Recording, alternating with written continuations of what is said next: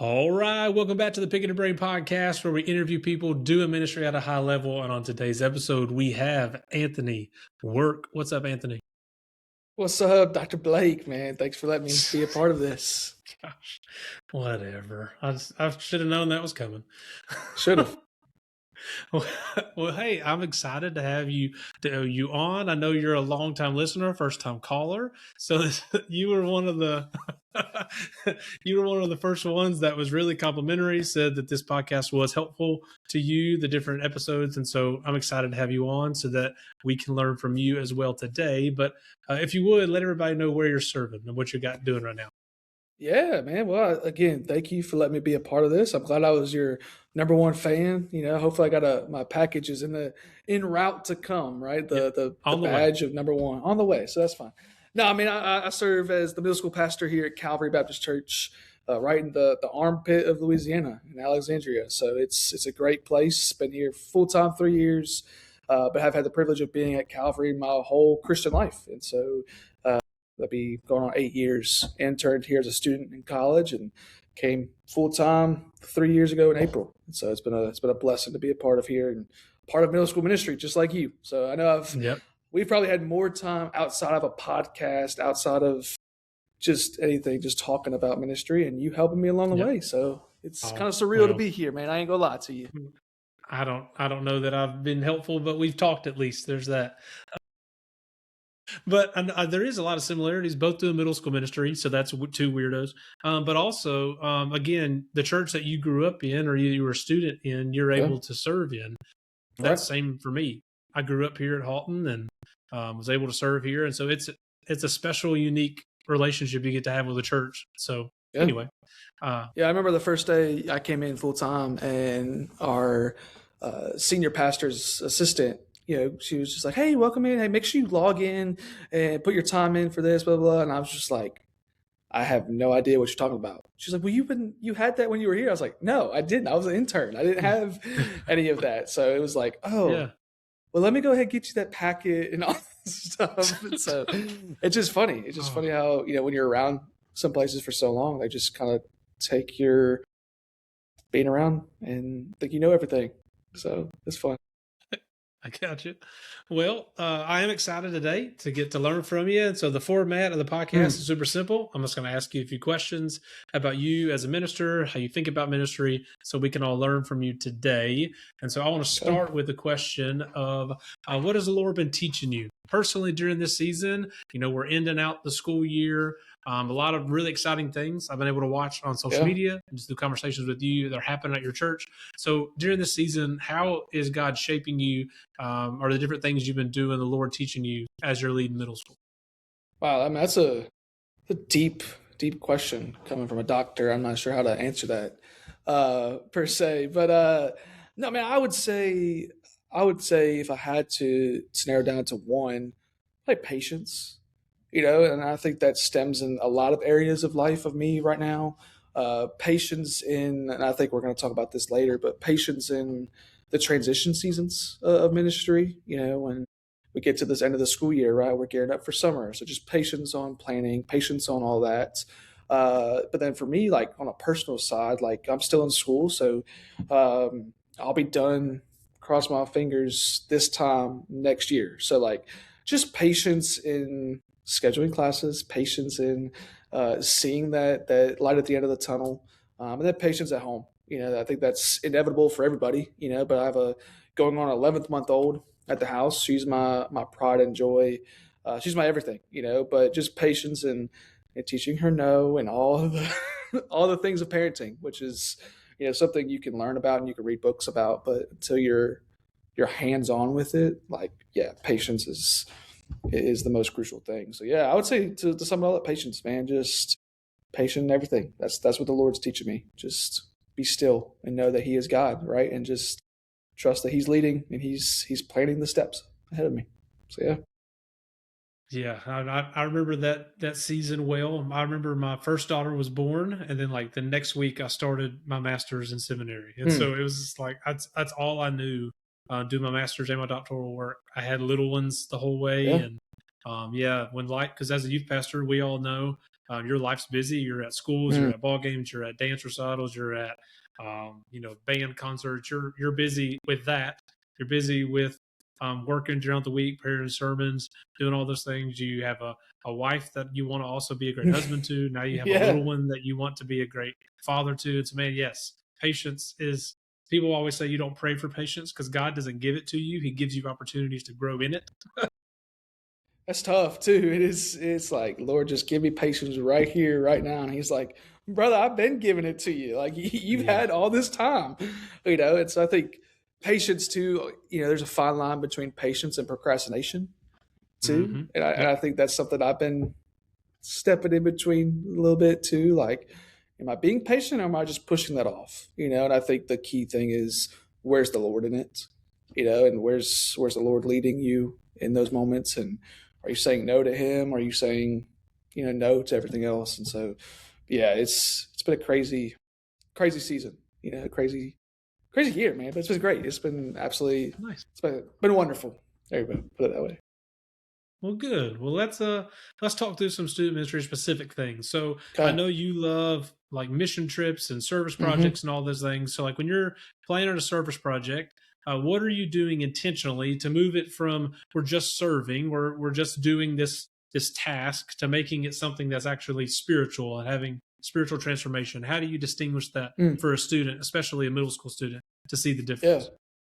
No, that's good too. And I think one thing that I do is I identify missions versus service, and so not that they're totally two different things. However, there's times that we just have to go be hands and feet, right? We just have to go and put our hands to the plow and look forward, right? And I think that's where service comes in. And so when I tell our students like, hey, this is a serve Saturday, right? Like it's not just evangelism. We're not just go knock on doors and just try to share the gospel, but no, like, hey, we're going to go clean up some flower beds, and there's purpose in that. Like we're helping people and the needs that they lack, And so just being intentional with what it is and let them know like, hey, yes, when we talk about missions, we talk about service projects. Yes, the gospel is, clearly needed to be sown, but there's also fruit in just going to pick up yard work, And so when I do my serve projects, uh, that's the emphasis is, hey, we're going to go help people who need it, And if we don't get to talk to them and see them face to face, that's okay. The Lord has ordained this time for us to go clean a flower bed because He saw the need that's there. But when I do on mission trips, it's a little different, right? I think we all know like, hey, we're going to go and we're going to evangelize. We're going to be talking with people and strangers. Yes, let's clearly present the gospel. Let's tell them why we're doing what we're doing. Why did we travel 3-4 hours away?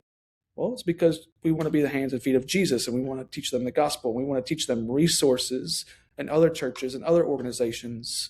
Hey, this is why we're here. And so that's just the difference. But I just tell our kids like, hey, there's people that need our help, and that's where the service aspect comes in. It's so cool to watch them kind of have a sigh of relief when I tell them like, hey, you don't have to knock on a door and try to present the gospel. And they're like, okay, it's like that time may come, but we're just gonna go and we're just gonna go and clean up a flower bed. We're gonna go pick up limbs in the yard and those types of things. So yeah, that's just I'm just truthful with them and let them know like, hey, there are different avenues of service and missions that we can do, that they can do outside of me orchestrating it as well. Yeah. Yeah, I know like for middle school specifically, we have that difference of having to lay out the expectation of what we're doing. Like for ours, like they don't get excited when we're going to do a flower bed, for example, like you're saying, but laying out that expectation of, hey, this may not be fun, but we're serving someone. We're Yeah, going above and right, beyond to maybe earn the right to share the gospel with them, right, to be yeah, there for that.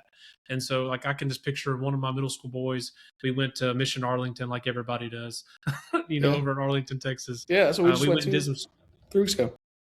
Yeah, so we were doing a service project at an apartment complex, and we're there just loving on the kids, playing games with them, whatever, and then getting to see one of my boys walk off with another middle school boy just off to the side.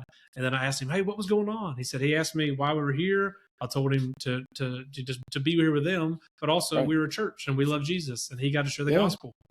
We weren't going to share the gospel, but right, because they were willing to be obedient, be the hands and feet, like yeah, you talked about, the Lord presented opportunities, and so I think being upfront, saying this is what we're doing. That's solid. That's great. Great word. Yeah, and I think just to your point too of seeing our kids just go and do it, and like it's impromptu for them, right? Like that wasn't the design, but they were put in a position to go do it. And I think sometimes for us, we try to center and put these emphasis on, hey, this is when we're going to share the gospel. This is when we're doing. And they get so worked up that when in reality they're just going to be sitting at a lunch table and someone's be like, hey, what did you learn about at church? Or hey, what church do you go to? And like that's the most free flowing conversation that they're going to have. And it makes, I think, what's your mission statement? Like it makes their faith known and they own their Mhm. faith. Like it's in those moments that they have to do that. They can't just be like, oh, hold on, let me go ask my pastor while we're here. Like, Yeah. like you need to be in the moment. You need to do it. And I think Mhm. those are special elements of all that too. So I agree. Well, yeah. let's transition to the third question. So, again, being a middle school ministry, we have this. We talk about it a lot. We have for those that may not know, we have a little middle school group chat. We haven't done it in a while, but we have a group Right. of middle school pastors that, for at least a year, we visited a lot and talked through middle school specific things.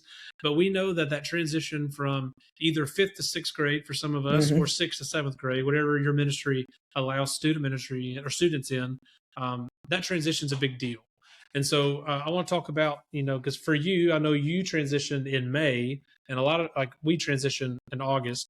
But let's talk through transitions. How do you intentionally celebrate your eighth graders as you're dismissing them out to go to your high school ministry? And then how do you help take ownership for these new sixth graders that are coming in? How do you make them feel welcome? How do you inform the parents? All that good stuff. Yeah, I don't know how much time we have. I think there's a lot of there's a lot to unpack here, and again, I'm not the genius. I would say like you probably are better off at answering this question than I am. But I've run a lot of things by you and many other middle school gurus. But I would say like one thing that I do is you have to take it back to our camp. So it kind of starts the year before their eighth grade. So I'm gonna hit my eighth graders first. And so at camp, so that would be, so let's say this year. So in July, we have what we call sixth, seventh, eighth grade camp, but it's really fifth, sixth, seventh graders. Okay. And so it's at that camp, that seventh grade group, that I put the leadership in their hands, and now I'm not talking about like leading, rec and all that kind of stuff. It's those little moments like we'll get there early and I have them walk people to their dorms and I have them greeting outside when the cars arrive. And so like it's those little moments of, hey, this is your year. This is your year. You've been around the block a couple times. You know what to expect. This is your due. This is how you're going to lead. And so it starts there. Then obviously last night at camp I let them stay up, and if they want to play games, they can do all that. But then once we come back in the fall, we start our weekly Wednesday nights. I have a sign up sheet. Whoever wants to do prayer, whoever wants to do scripture reading, whoever wants to do announcements, hey, go sign up. I start with my eighth graders and I say, hey, I want you guys to take lead in doing this. So please, here's a Sharpie, here's the piece of paper. Like, go sign your name up, and I'm gonna contact you. You're gonna do that. And so it gets them taking leadership in front of their peers on a week in, week out basis, so that way they're comfortable, and and I think you would echo this too, and I think many would. Like when our kids know what's going on, it makes our communication a whole lot easier, right? Yeah. Like when they're excited about Wednesday nights and they can tell their friends, "Hey, we got a game night coming up." Well, coming from them is a whole lot easier than it is coming from me, right? And so I've had countless of parents sometimes text me like, "Hey, there's a game night this week. Brody came home and told me about." Like, yeah, there is. Oh yeah, cool. What time do they need to be there? And I'm like, well, 6 o'clock is our usual time. I'm just glad he knew what it was. Yeah. Yeah. So it's just those little things starting a whole year ago. It's just setting the little seeds of hey leadership.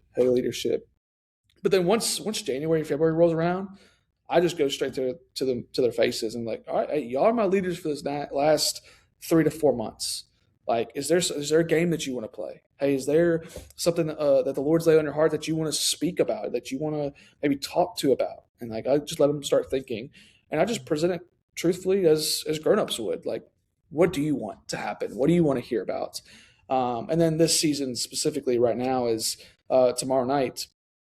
They're leading a game night. And so this started a month ago. I told them, all right, as an eighth grade class on April 22nd, you are leading a game night. Like, meaning I'll tell you yes or no on the games, and I'll get Yeah. up on that tomorrow night and I'll say, hey, my name's Anthony. I'm the middle school pastor here. Tonight is 8th grade game night. And I hand in the mics. I'm like, I'm just here just to make sure no one breaks an ankle, right? Like, but that culminates 9 months worth of little moments of them being in front of their peers, them doing all that stuff. And it kind of capstones on that game night where they just get to see all of it, right? How many times do they have to tell the 6th grader to be quiet? How many times do they have to tell people to get in the right place? And so, yes, it's a celebrating time of watching them grow, right? Just from 7th and 8th grade, but then also teaches them a little bit of like ownership of stuff and let them know like, hey, student ministry is made up of students, right? And so if you're not here, we're not here. And so that's fun. But so all that celebrating comes to that moment. But then our special night is our 8th grade celebration night. So that'll be in 2 weeks on May 6th, and that's for them and their parents. And so that's just a special dinner that we have their parents and them. They come. We have a nice dinner planned out for them, and they'll hear from me kind of as like a final message, final charge. We may play a little game so their parents can see, hey, this is what we do. This is the fun that we have. I give them a little gift. It's usually like a notebook or something with our logo or something on it. Just encourage them like, hey, this is a notebook, yes, for church, but if you just need something to write with, it's yours. It's a reminder of the care that we have and the importance of writing stuff down, And so that's kind of the very end. Hey, you're no longer an 8th grader, this is your time of celebration. And then they get to hear from Billy in our high school ministry of, hey, here's what to expect. So that's all 8th grade, right? That's the fun part. That's a lot. That's over 3 years, right? That you get to build up, and then you finally get to capstone that. And I can get into all the emotional side of that. Before you get to 6th grade, I just wanted to touch on one thing real quick, if that's okay. Yeah. I love that the 6th and 7th graders, as they're watching the 8th graders do that, you're building this anticipation. I get to do that one day. Like, I get to be part of that. And so that's really cool that the students, especially because most student ministries, 8th graders don't get any kind of leadership. They're maybe at the cusp of where they start to think, okay, maybe I could be a greeter, or maybe I could do whatever. But in 8th grade, you're like literally fully giving them ownership. And so when they go in high school, they're that much more likely to, what can I do now? I want to keep serving. So anyway, I love that. Right. Let's talk 6th grade. Yeah. So 6th grade is fun. Right.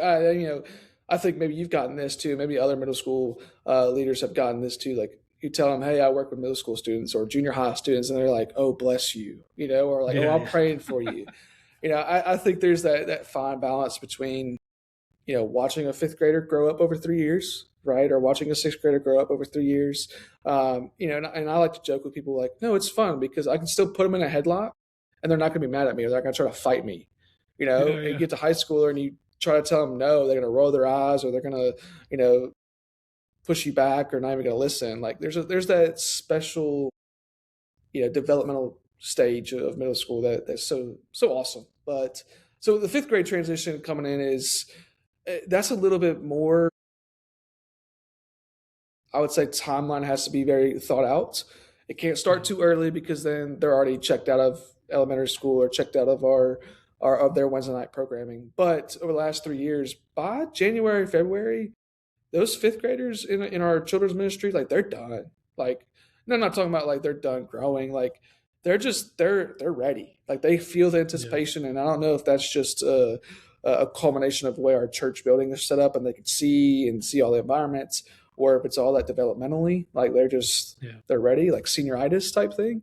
And so my whole 5th grade or coming into 6th grade transition starts in February. So about February, March, April, May.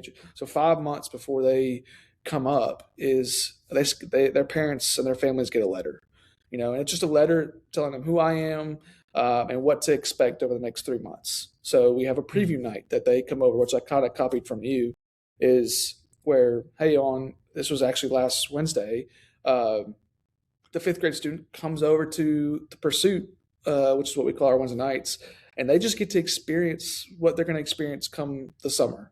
Okay. And so a preview night is huge. It gets them, one, here on a Wednesday night.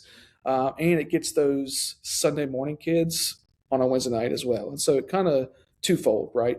It gets those Sunday morning kids who may not want to come back to experience something new, but then it also kind of gives me an opportunity to meet with them, right? Without their parents, without all the churchy kids, I guess you would say on Sunday. It gets me to meet them on a Wednesday.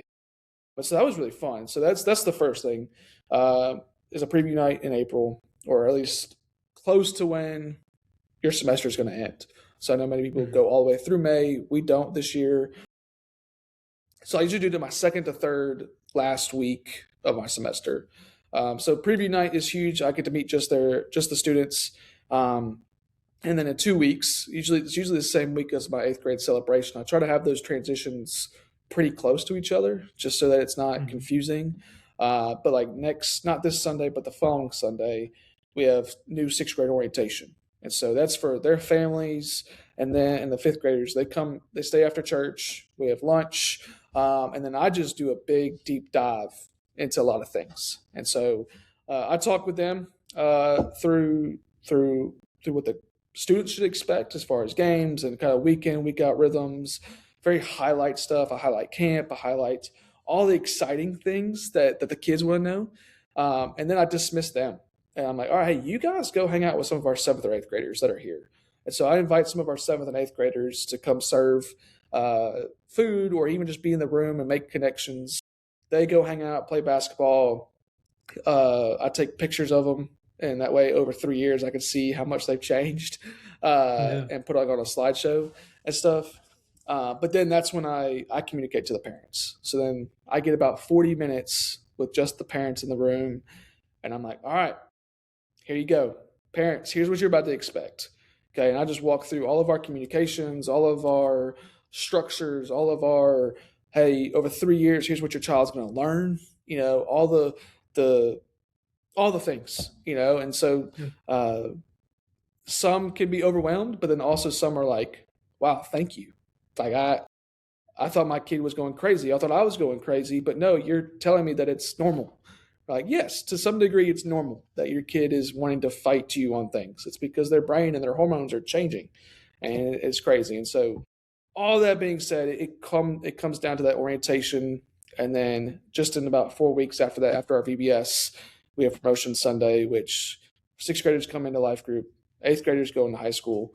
And it's like, all right, we're here, but that started in February, started with a letter, then went to a postcard, over the span of 3 months. And then we're here. And then I treat them just as I would as 7th and 8th graders who've been here for 2 years, all right, come on, pick up speed. Like, let's go. You're going to be here on a Wednesday night. Here's how we operate. And so I just think they learn by seeing others and hearing me truthfully. So, yeah, it's fun. I hope everybody that's listening heard the intentionality on both ends. For 8th graders, the end goal, getting them to serve, getting them to buy in, taking ownership, which is awesome. That all starts at the beginning where you're getting them excited to be there, which the natural for students that are in 5th grade, they're ready. And again, not because children's ministry is bad, but they've done it. They're ready for that new chapter.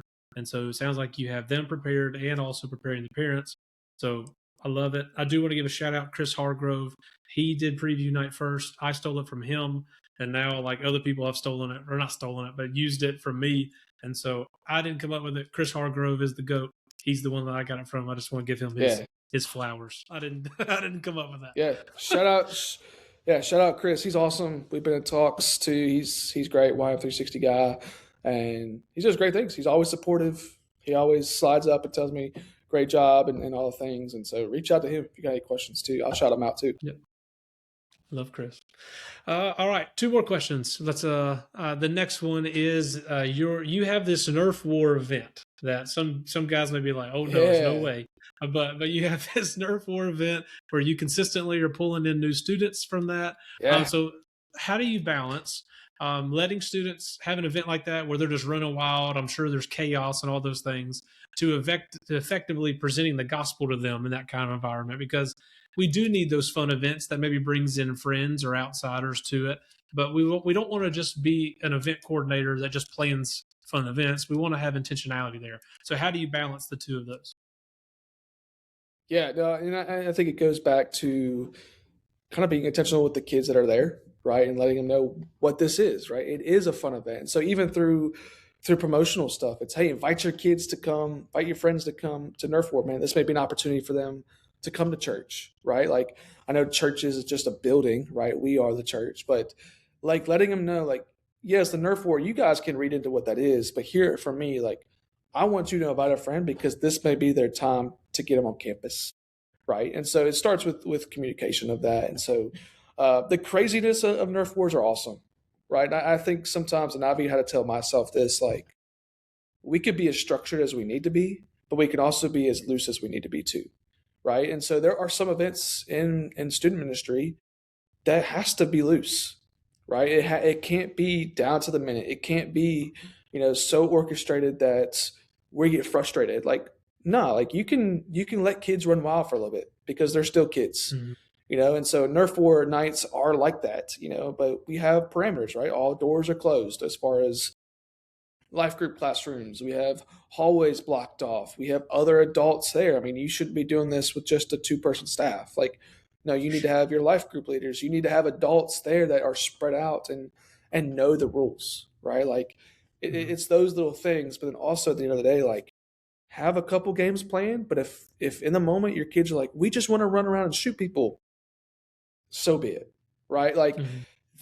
if that's what their fun is, then let them be, and then, in all that, like, if you have to be stern with them on the rules, be stern with them. Like, that's called teaching them as young people, and so we have Mhm. rules that we have to follow, and if they don't want to listen up, then I'll stand there with my mic on my hand and I won't talk until it comes time for them to listen up. And so it's fun, man, watching kids bring their friends. I mean, like you said, I think I've had uh, the last 3 Nerf Wars, we've had 10 new kids each single time, and that's Mhm. just a combination of, again, just having they find this building fun, they find this event fun, and so there is good in having fun events. And so in the back of my mind, I'm like, okay, if my kids are initiating these conversations, inviting friends to church, that, hey, I need to tell them what the church is, right? And Mhm. it's because of Jesus, and it's because of the Great Commission that we are there to go, therefore, make disciples of all nations. Like, I want the kids who are new to hear why we're here. Why does Calvary Mhm. Baptist Church exist? Right? It's our mission to lead every person to become a fully devoted follower of Christ. So, do you know Christ? Do you have a relationship? Do you know that we can do this week in and week out? We can do this every year because of what Jesus Christ did on the cross and the resurrection. And so Mhm. it's you don't have to oversimplify it or overcomplicate it. Like, just make it the gospel known and let them know, hey, as a church, this is why we're here. It's because of Jesus. Do you know him? Yeah. And then you just leave it like that. You have to have a full on response. Sure, if that's where the Lord leads you. But at the end of the day, we plant the seeds, right? Yeah. And God does the growing. So that's it. So as you were talking through that, I wrote down communicate expectations. I think that's such a big deal for our students, the ones that are inviting the friends, communicating, hey, this is what you can expect when you bring your friend. Get them here Yeah. for this fun thing, but I want you to, with a prayerful heart, say, hey, friend, I want you to come play this, knowing that the gospel, that me, Anthony, I'm going to present the gospel as clearly as I can to your friends. So have them here. The ones that may not come to D now, may not come to camp, but they'll come play Nerf War, invite them, and I promise you this: I'm going to present the gospel well. I think that is a key to those big events. Yeah. And I think to add to that real quickly is do you present the gospel week in, week out? Right? Because if you don't and it's just this fun event, then even your other kids are gonna be like, why'd you do that? Like, what was this Where did this standoff come thing? Like, from? yeah, where did this come from? Like, no, that's my heart, right? I want you to know Mhm. Jesus. Like, and that's Mhm. an everyday thing. And so when you get that into a rhythm of your everyday communication, then Mhm. even as a leader, it shouldn't be foreign to you as well. And so it shouldn't be foreign to our kids that if they leave with their friend and like, hey, what was that at the end? Oh yeah, that was the gospel. Do you know it? Like, it should Yeah. just naturally flow off. Like, that's what we do every week. That's what we learn about. And so And so that sounds just like what our See You at the Pole event. It's a fun night that we have for our kids. I mean, everybody does See You at the Pole, but the yeah, month leading up to it, every single Wednesday night, I am pounding to our students. I need you to know that night I'm going to present the gospel. So get your friends yeah, here. Like, I want them to have this holy anticipation. Hey, invitation's coming. Like I want Right. little Jimmy, little Sally. I want them here. I want them to hear this. Those are the most popular names, right? But I want them here so they can hear the gospel. And so Right. building that holy anticipation in them is a big deal. Um, Right. Yeah.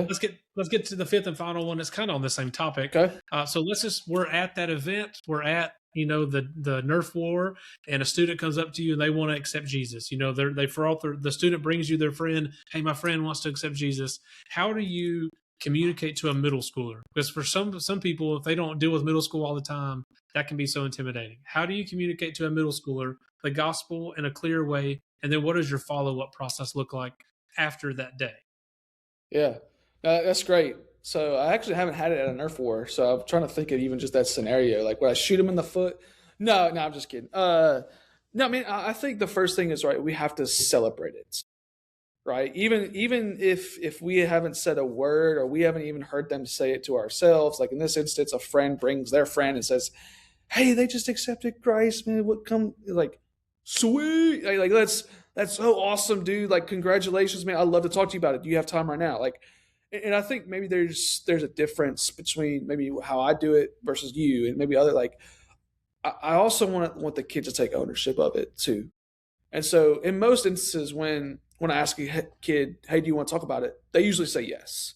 However, I Mhm. put it in their hands to say, "Yeah, I do," or "Hey, actually, I don't." Like let me think. Like there's that difference. And so this kid says yes. I'm like, all right, hey, let's go to a quiet spot, right? And this could be around the auditorium, right? Somewhere obviously where it's visible, but like let them know, Mhm. like, hey, this is a conversation that needs to take place now, and it needs to be Yeah. a very serious conversation. And so then I just talk to him like, tell me about it, like, tell me what you did, and I Mhm. think when we try to get into the churchy words of, so when did you accept it? When did you? How was it? Like, just tell me what you know, right? And it's because of those little seeds and those little answers. They may have said, "Well, my buddy was over here talking about Jesus, and I wanted to have good news." Like, all right, great. Well, now I can transition the conversation between buddy. All right, what did you say? Like, all these Mhm. different things. But I think the biggest thing is making it clear that, hey, we're going to have a conversation, celebrate it, right? And then, hey, what do you know, right? Mhm. Because they may say, hey, I've accepted the gospel, and they understand gospel, but they can't tell me that Jesus died on the cross. They just heard gospel and they heard it was good and they wanted to have good news. Like, okay, now I need to backtrack this conversation, Mhm. right? Into, hey, do you know who Jesus is? Right. And a lot of them will say, yes, I know that Jesus died on the cross for my sins. And I'm like, great, then what happened? And then Mhm. I'm like, is he still there? Is he still on the cross? Yeah, Oh well, don't leave him no. on the Like he went cross. to yeah. Did he go to the grave? Yeah. Okay, what happened? Oh well, then he defeated the grave and now he's alive. Yes. And what does that mean to you? Right. So kind of big things. Tell me about it. Who is Jesus and what does that mean to you? Those are kind of my big three questions that I land on. I circle back, and so that's in the moment. Now, if it's a kid and a parent who said, "Hey, you know, Brady accepted Christ a Sunday night at home. I'd love for him to talk to you about it." Great, that's a whole different ball game. Like I'll Yeah. schedule a time for him and his parents to come up in the class in my office, and we'll talk through all those things. Um, but then the follow up process for that kid on that Nerf war or that special event is, all right, hey, do you want to tell your parents or do you want me to tell your parents? Right, because this is something that you have to celebrate, and most of the time it's I'll go tell them, and they don't, at least Yeah. within the week. And then so I'll just keep on them. Like I give them that first day until that Sunday. Like if it happens on a Wednesday night, I'll follow up on Sunday or vice versa, whenever that next meeting time is. Um, but then as middle school pastors or middle school leaders, like we understand that our kids are there because their parents dropped them off or a Yep. ride brought them, and so then I get that valuable information, and I truthfully just I text them and I say, "Hey, my name's Anthony. So and so made a decision for Christ at this event. Hey, I'd love to talk to you about it. Do you have time for a phone call?" Right? Mhm. Like I want to know what I want to talk to them about, and hey, are they aware of it? And so that's the follow up process, and then all that kind of gets into the nitty gritty of baptism and walking the next steps of that pathway.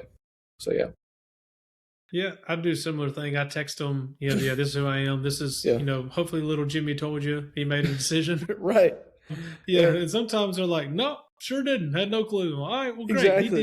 did. So we're proud of that. And then some of them are like, "Yes, we talked about it. We celebrated last night." Yeah. Okay, okay, great. But Yeah. yeah, setting that stage is big for follow-up parents so that they can have expectation and then walking through, like you said, baptism, all those things. But Yeah. that's cool, man. Thank you so I, much for sharing that. Go ahead. Yeah. yeah. And I was just gonna say, it's even fun. Like when I get a text from a parent, "Hey, so and so accepted Christ," and you're like, "Yeah." And so you go talk to them like on Wednesday night, and they're like, Yeah. "Huh?" And I'm like, Yeah. "Did you have a conversation?" "Oh yeah." And I'm like, "Yeah, you accepted Jesus." "Oh yeah." And it's like, all right, here we go. Yeah. You know, Middle school but yeah, I ministry. mean, middle school ministry is never a dull moment. Never Not a at dull all. moment. Oh, well, Anthony, thank you so much for coming on and being able to share some of your wisdom with us. And so I appreciate it, and I know this is going to help some people. Well, I appreciate you. I'm glad you had to go to your F list to try to get some people on here. Whatever. But no, I mean, if y'all are listening to this and listened all the way to the end, go listen to Blake. And if you ever have any questions, like I do, reach out to him. He's a genius. He's great. He'll Nope. tell you how it is too. You run up an event by him, he'll be like, "What's the purpose?" And then you're like, "Oh yeah, I do need the purpose for that." But no, man, it's an honor to be on here. Hopefully, some people will take away from something that I've learned from you and many other guys. So I can't say I've reinvented the wheel when a lot of people, you and others, have gone before me and have set the standard. So I appreciate it. Well, that's to me what student ministry is all about. We need relationships. We need to build relationships with other people, learn from other people. Don't do this alone. It could be a Right? lonely, scary place if you're doing student ministry by yourself. But we got guys that are walking the same path. So visit and learn from each other. Yeah. But if you're listening to this podcast and this is the very first time, or you listen to several of them, please check out our other ones. We'll drop another episode soon so that you can learn from another person doing student ministry. All right, we'll catch y'all later. Later.